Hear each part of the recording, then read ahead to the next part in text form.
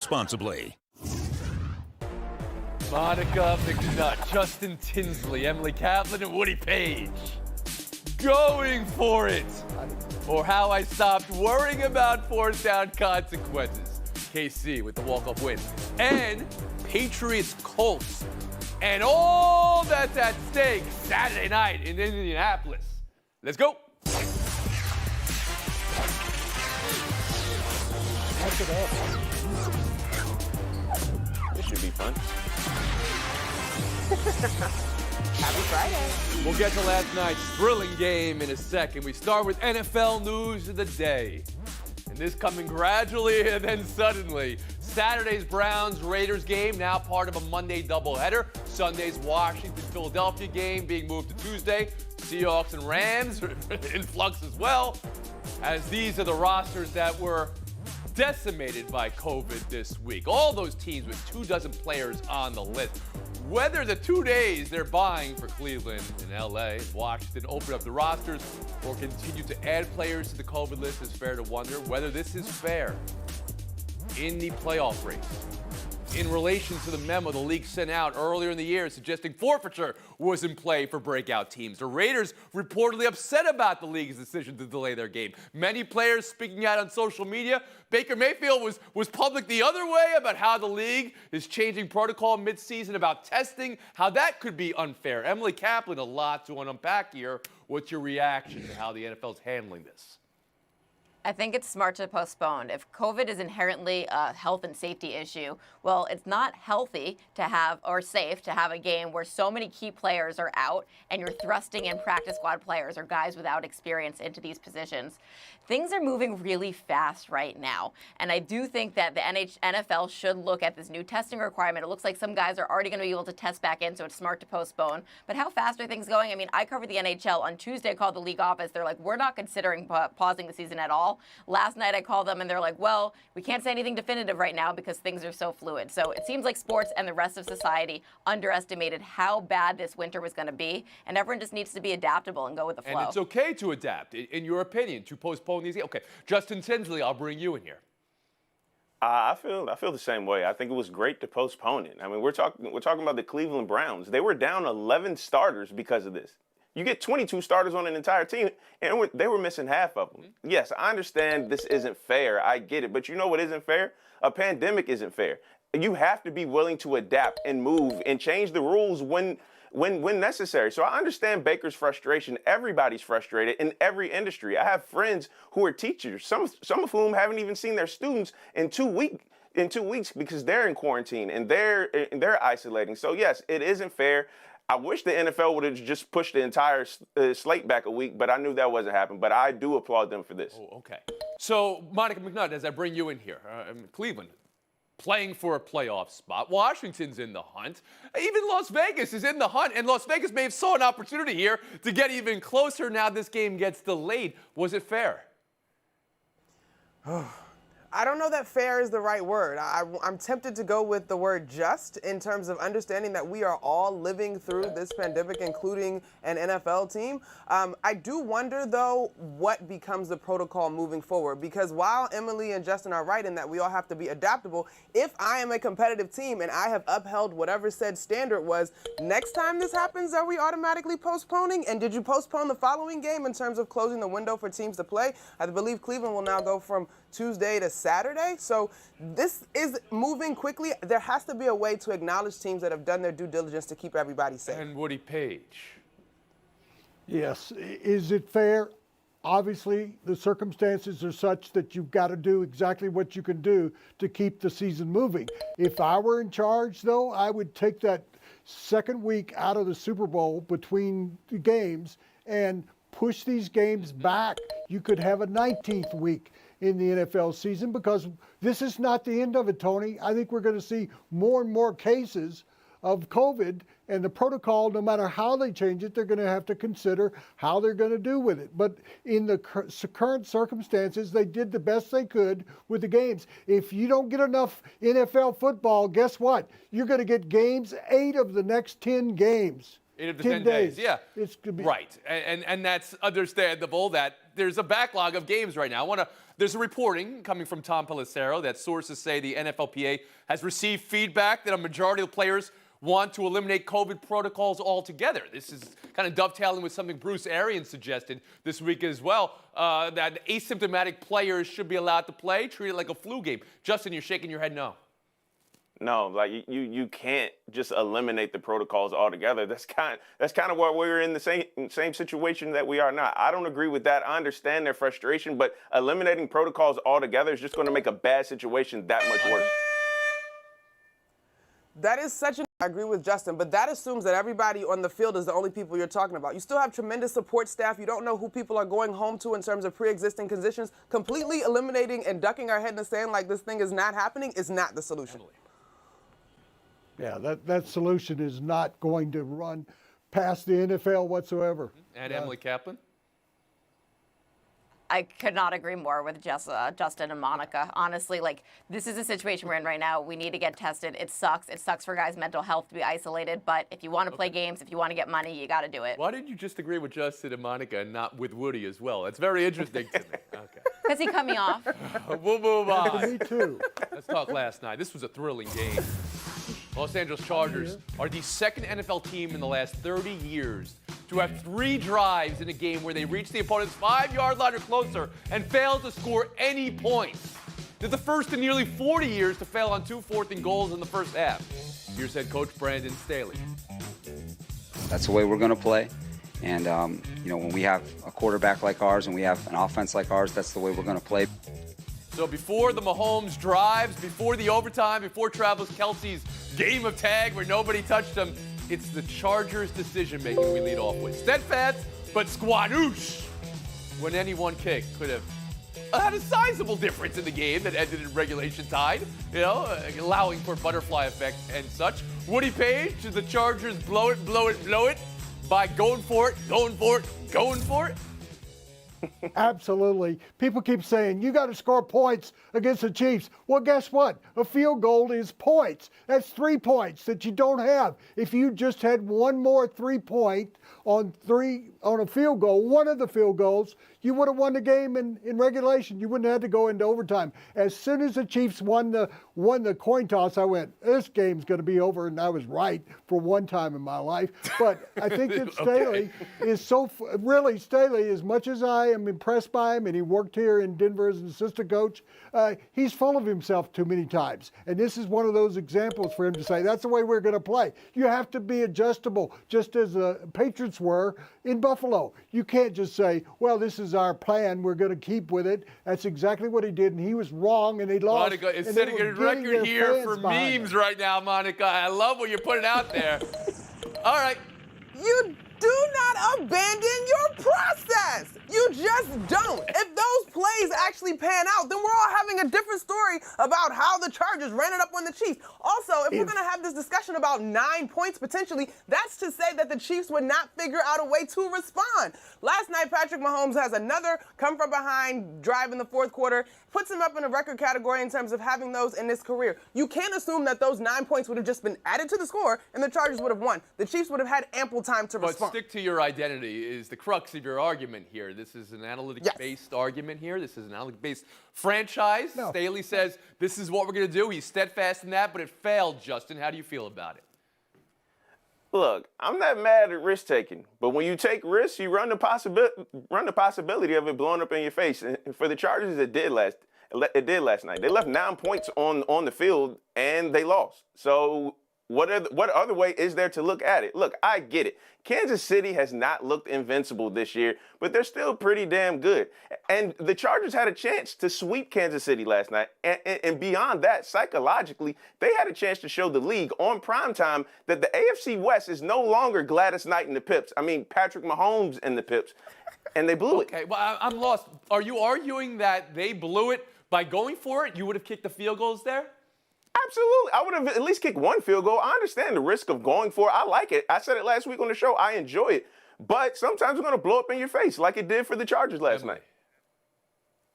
I'm Team Monica today, and I want to pick on Woody Page. Putty, you said that they need to score points to beat the Chiefs. If you listen to Brandon Staley last night, he's like, we got to score a lot of points to beat the Chiefs. This is the most dangerous offensive team when it gets to the fourth quarter. Yes, they could have kicked field goals, but that 48-yarder is no sure thing.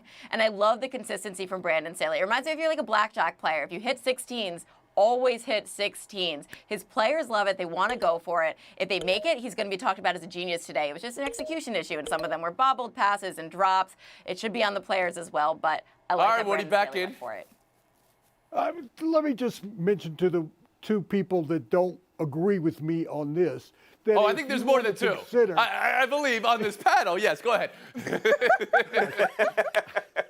Here's a point you must listen to.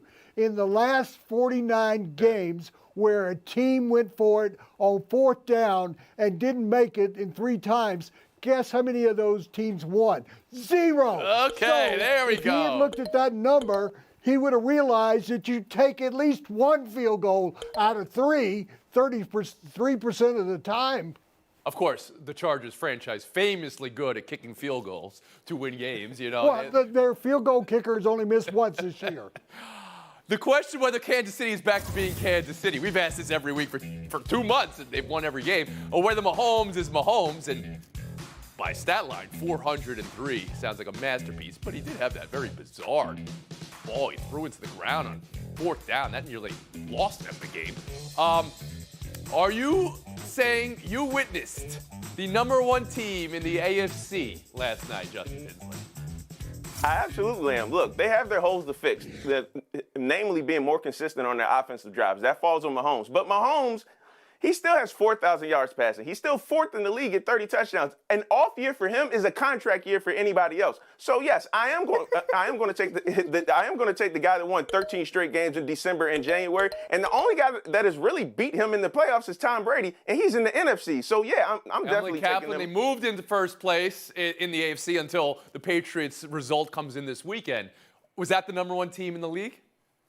Yeah, I'm over their bad start because they are. Their defense is so legit. We were just talking about those fourth downs that the Chargers didn't do. Well, they stopped the fourth downs, and they were doing this all without Chris Jones. Patrick Mahomes, he had some questionable throws like that one that went into the dirt, but when it came to clutch time, he was money with that 2-point conversion and the fourth. Yes, no one's denying that. Woody Page, I believe you said the league figured out Patrick Mahomes a few weeks ago. You can address that now, or whether you believe that the #1 team in the league. You know, can you get over things totally? I'm past it. I haven't penalized you for it. I'm just saying. They're not the #1 team in the Exactly. league. They're not even the #1 team in the conference. I mean, I think we should talk about the Patriots in this show, and I think we are later. The Patriots, the run that they've been on, and you have to look at the Chiefs are up and down. They're not the same team that they were a year ago or 2 years ago. Offensively, they're depending more on their defense, and they almost got beat again last night. And Monica McNutt. Guess what, Woody? You said almost, but they didn't. And you know what word I'm going to use? Elite team. No, Find a way don't do to get it. done. Don't do it. You had the lead, McNutt. Group back. The continuity matters. Taking a break here, buy or selling on this side. Page and McNutt. Hey, Woody, that's a very Logan Roy look you got today. I like it. Logan Buy or Roy. sell on the other side. Around the Horn is presented by Truly Hard Seltzer. Live truly. Please drink responsibly. Part of Happy Hour. Welcome back to Around the Horn, brought to you by Chase. Coming to you from the Seaport District at Pier 17. Live from Indianapolis, it's Saturday night. Patriots, Colts, how about this game? It's going to go a long way in deciding the AFC playoff picture. Can New England reclaim the 1 seed? Indianapolis, as good as they've been, they're in a 5-way tie for 2 spots to get in. And of course, I mean, we know how good Indianapolis has been. They're favored in this game. That's Adam Vinatieri. He's going to bang the anvil. Indianapolis favored over a Bill Belichick team that's won 7 straight. Woody Page, who should be the favorite, and who is this bigger for?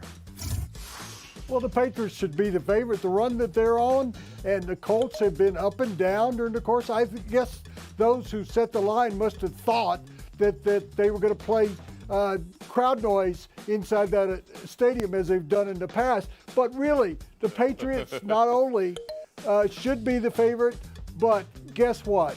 They're the ones that don't have to worry about winning this game or not. The Colts are just on the verge of either not being in the playoffs or being in the playoffs. The Patriots already got a spot clinched as far as More I'm important for concerned. Indianapolis, but New England should be favored. Emily, how about you?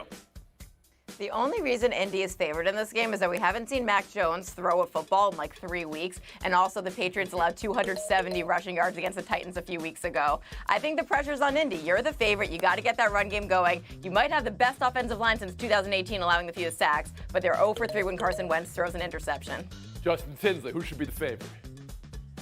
New England should be the favorite, and they're leading the league at holding teams under their scoring average. But Indy needs this. They desperately need this game for their confidence and to get into the playoffs, man. I'm taking the team that's leading the league in takeaways, yards per rush, and they're beating teams by 18 points. Like, they're a good team, but they really need this game. You're taking the Colts in this game as well. Yeah, I'm taking the Colts. You just gave, and Monica McNutt. All right, the Patriots should be favored. The home field thing, I don't buy it. Listen, when the Patriots face the league's top rusher, they're 5-1 in those games when they fall on the calendar December or later. So they will have a system to defend Taylor. So I'm going with the Patriots and Belichick, the mind of Belichick. When you don't use a bad word, you get the points, Monica McNutt. Emily, did you make a pick in this game? Colts or Pats? Oh, I like the Pats. Woody I like Page? Mac Jones throwing more than 3 passes. Colts. We'll move on. Nets 114, Sixers 105. Kevin Durant, the run he's on right now with the team so short-handed, right up there with the best he's had in his career, but so are his minutes. There's an MVP conversation. There's a minutes conversation, Monica. Steve Nash says it's unsustainable and unsafe, yet the Nets are doing it. What are you buying? What are you selling from this Durant run? I buy that Coach Nash's heart is in the right place, but I sell the activation. They don't have a choice right now. And if there's any superstar that I never have to question his love of the game and how much he wants to be on the floor, it is Kevin Durant. And so, yes, in theory, you want to play him less, but you need him. And I also think this only strengthens his MVP case. If there's a problem, it'll come down the road. Woody Page, how do you see it? Monica, when you're covering the games in March and April, you're going to say, that guy looks tired. Why didn't they rest him at the beginning of the season? People are missing out on how you can solve this problem. Trade Irving. He's not going to play all year long. We keep going through these waves. Trade him and get a supplement player for Kevin Durant. What are Where he you doesn't have to play 45 minutes a solutions-oriented? game. Emily, you buying that? What he suggested to trade Irving? No, I'm selling everything Woody said. Honestly, look, Blake Griffin said it best. Kevin Durant is the most unaffected basketball player via defenders than anyone of all time. The only person that can beat Kevin Durant is himself and his fragile health. So this comes to the coach. He's obviously feeling himself, right, in the MVP conversation. It comes to the coach being like, hey, look, we need you for the playoff run, so we need to rest you. And you can see Steve Nash is already concerned, and I think that's a good thing. Justin Tinsley. What other option does Brooklyn have at this point? If you sit Kevin Durant for a long period of time, this Brooklyn team is a lottery team. He is the team right now. Look, I'm loving watching him average 38 points a game over the last 4 games, but he has to do this.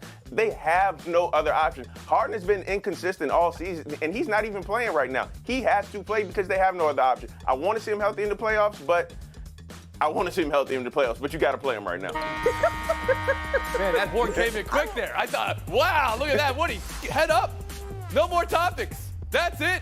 You've advanced. You made it to the next level with Monica McNutt. Captain Tinsley's got that 20/20 hindsight. Maybe they should have scored better in that Kansas City Chargers discussion. Showdown, McNutt, Page, the 2. Yeah. Responsibly. Part of Happy Hour. Monica McNutt, Woody Page, good luck in Showdown. Isaiah Thomas's stay in the G League was short.